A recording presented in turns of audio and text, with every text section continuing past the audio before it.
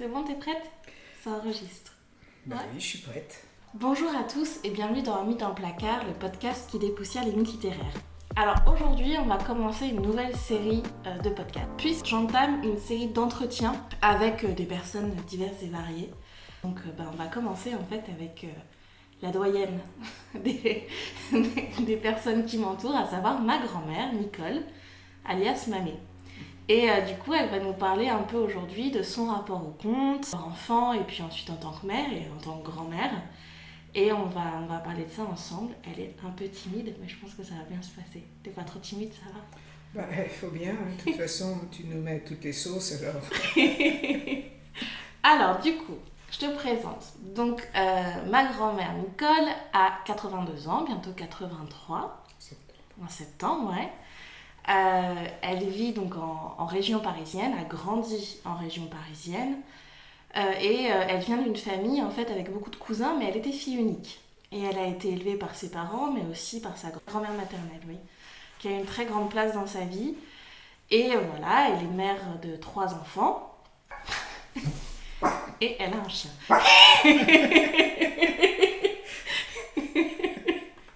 Et voilà. Alors, on est parti. Du coup, est-ce qu'on te racontait des histoires, toi, quand t'étais enfant, Mamie? Oui, Ouais. beaucoup. Quoi comme histoire, du coup? Tu peux nous dire un peu? Oh, des histoires inventées. C'est vrai? Oui, ma grand-mère maternelle, oui, beaucoup. Elle prenait comme ça, elle s'assied avec toi et... C'était le soir quand j'allais coucher chez elle, en général le vendredi soir, samedi, dimanche. Bien, quand je couchais chez elle, je couchais dans son lit, parce qu'à l'époque, on n'avait pas mille et une chambres. Et elle me racontait des histoires qui étaient toujours basées sur un fait véridique, sur la façon dont l'éducation, l'instruction. Pourtant, ma grand-mère n'avait pas une hyper instruction, elle n'avait pas de diplôme, disons. Mais elle a toujours fait beaucoup de choses, j'ai toujours été bercée par des histoires avec ma grand-mère maternelle. C'est beau ça, parce que en fait le conte ça part d'une volonté d'éducation à la base. Et du coup elle, en inventant, elle faisait ça aussi. Oui. Et elle t'a raconté des histoires aussi connues ou pas trop ça? Ah oui, oui, ah bah, les histoires, le chaboté, l'ogre aussi, beaucoup de choses. Petit pousset? Les petits poussets, Ouais. bien entendu. J'ai Ouais. été bercée aussi avec les Walt Disney, Blanche-Neige. Ouais. J'ai connu, moi, le démarrage. Bah oui, parce que Blanche-Neige c'est sorti en 1937 et en fait après ils l'ont ressorti après la guerre en France.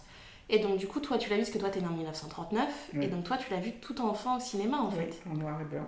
En noir et blanc c'était? Oui. Mes parents après m'ont acheté un cinéma Ouais. où j'avais les films de Mickey en D'accord. noir et blanc, toute la série des films Steamboat de Mickey Willie. en noir et blanc. Ouais. Oui. Ah, c'est vachement bien. Oui. Et t'aimais bien? Ah bah, Ouais. je faisais des projections. J'invitais des copines. Ah oui, parce que quand ils t'ont acheté un cinéma, tu veux dire un projecteur. Hein. Oui. Oui, parce que pas un cinéma à l'endroit. Non, non, t'es pas né dans ce genre de famille-là. Non, non. D'accord. Et toi, c'était quoi ton histoire préférée? Vraiment, s'il y en a une qui t'a marqué Blanche-Neige. Blanche-Neige? Oui.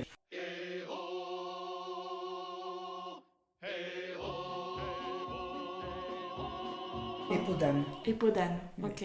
Et pourquoi du coup? Blanche-Neige, c'était la bagarre du mal contre cette sorcière. Et puis la vivacité des 7 nains qui entouraient Blanche-Neige. Ouais. Ça, toujours l'entraide, parce que quand on est fille unique, on recherche des amis, Ouais. parce qu'on n'a pas de frères et sœurs. De cette façon-là, on ne se chipouille pas, disons. Mais ça permet de, comment dirais-je, on cherche des idées, discuter, alors que fille unique, il n'y a personne. Ouais. Donc, Ouais, donc toi, quand tu voyais les 7 nains, tu voyais aussi une possibilité d'avoir voilà. une fratrie, en fait, Oui, et et des puis amis. de dépanner quelqu'un. Ouais, Ça, c'est toujours été ton caractère. mon caractère. Bah ouais. Et pourquoi Peau d'âne? Peau d'âne, c'est la transformation Ouais. du, comment dirais-je, du monstre, disons, ou du lion, ouais. enfin c'est du monstre, un prince charmant qui va épouser cette dame. C'est pas Podane, ça. C'est la Belle et la Bête. Ah, c'est la Belle et la Bête. Voilà. Podane, c'est elle, tu sais, qui prend la peau de l'âne pour s'enfuir parce que son père veut l'épouser. Oui. Et donc elle se transforme, Oui, non, elle. ça, oui. Enfin, toi, t'aimes la Belle et la Bête. Non, moi, c'est la Belle et la Bête. Ah bah c'est peut-être pour ça que je l'aime autant. Oh là là, ça va être catastrophique. Mais non, ça va être super. À notre époque, le savoir ne s'apprenait pas aussi, quelque part. On n'avait pas autant de facilité à apprendre, si ce n'est qu'à l'école. Ouais. Il n'y avait pas d'accès facilité à la culture. Non, pas du tout. Ouais, pas Internet, quoi. Oui. Ah bah donc c'était que les livres. Et ma mère, pour moi, enfin ma mère et mon père, m'achetaient tous les livres. Dès qu'il y avait un livre qui sortait, je l'avais. C'est marrant parce que c'est ce que maman faisait avec nous, en fait. Bah aussi. Oui, j'ai reporté la même chose. La série Rose, la bibliothèque rose. La bibliothèque rose, la bibliothèque verte aussi. Ouais, aussi. Je les ai tous lus ici. Et puis Alice au pays des merveilles, et puis enfin tout. Aussi la bretonne Bécassine. Ouais. On avait la revue, le livre et tout. Et dans les histoires de fantasmes aussi, Mandrake, le magicien. Je connais pas ça, tu vois. Il faisait beaucoup de magie et toujours dans le bon sens. Ouais. À l'époque, on n'avait pas beaucoup d'histoires où c'était méchant. Ouais, il fallait toujours qu'il y ait une volonté de faire le bien. De faire le bien, oui. Ouais. Donc, voilà. Très bien. Et Papé, là-dedans, parce que du coup, c'était quand même un homme né en 1938, donc est-ce qu'il avait la même implication ? Ça a été plus difficile dans le sens qu'il a été malade. Ouais. Donc, il était en préventorium et il a lu beaucoup. Et il a fait son instruction par la lecture. Oui. Mais les bonnes sœurs ne lui donnaient pas des contes de fées. Des contes de fées. Hein, Oui, et puis même après, est-ce que c'était un très très gros lecteur ? Oui. Mais il lisait de tout, oui. Mais avec je dirais un penchant pour tout ce qui était essai, pour comprendre le monde plus que le côté magique. Après, c'était un des grands auditeurs d'un mythe dans le placard. Mais il écoutait tous les épisodes. Mais ouais, non, c'est... Du coup, est-ce qu'il lisait des histoires à vos filles ou pas ? Ah non. Non, c'était toi. C'était moi. Ouais. Bah après, c'était les années il 60. Travaillait aussi. Hein, et puis il faisait les cours du soir aussi. C'était les cours du soir. Après, il a aimé ça ou pas ? Tu savais si à ton contact, il a commencé à découvrir ce genre d'univers un peu plus... Non, tout ce qui était Walt Disney, il trouvait que c'était joli, mais c'était pas... Oui, ça le branchait pas. Non, ça le branchait pas, ça. D'accord. Donc toi, tu as 8 petits-enfants, et dans tes petits-enfants, est-ce qu'il y en avait donc du coup particulièrement qui étaient demandeurs de ça ? Ça dépendait des histoires. Ouais. Tout ce qui était conte, c'était Agathe, Clem, donc moi, Charles, non. Non, Charles, c'était plus... d'ailleurs, il a toujours été plus proche de Papé là-dessus. Oui. C'était les vraies histoires qu'on lui racontait, le Moyen-Âge, tout Laura. ça. Ouais. Et... Laura, elle aimait bien, je me souviens, parce que je la gardais, parce qu'on a 10 ans d'écart. Et je sais qu'elle aimait bien tout ce qui était très magique. Ça a toujours été... pas forcément les contes de fées classiques, mais fallait qu'il y ait, quand on lui racontait des histoires, il fallait que ce soit une histoire de magie. Qu'il y ait des fées, des princesses... Alors là, c'était des sorcières, on était partis, mais des gentilles sorcières. Non, elle aimait pas, ça lui faisait peur. Donc, ouais. Mais du coup, on a tous... On a toujours été bercés avec des livres. Ouais. Toi, qu'est-ce que tu penses des contes en général ? Est-ce que tu penses qu'il y a des côtés qui sont pas forcément bons, des côtés qui sont bons ? Moi, pour moi, un conte, c'est une approche de moralité. Ouais. Donc pour moi, on donne un exemple au niveau des enfants, enfin moi des enfants et des petits-enfants, c'était pour ça de dire, notamment les 3 petits cochons, se moquer, ou Pierre et le loup.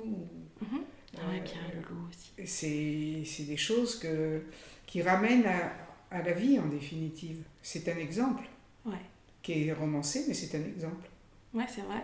Et par rapport, parce que tu es quelqu'un de très féministe, tu as toujours été à nous pousser à être des femmes indépendantes. Ah, tout à fait. Oui.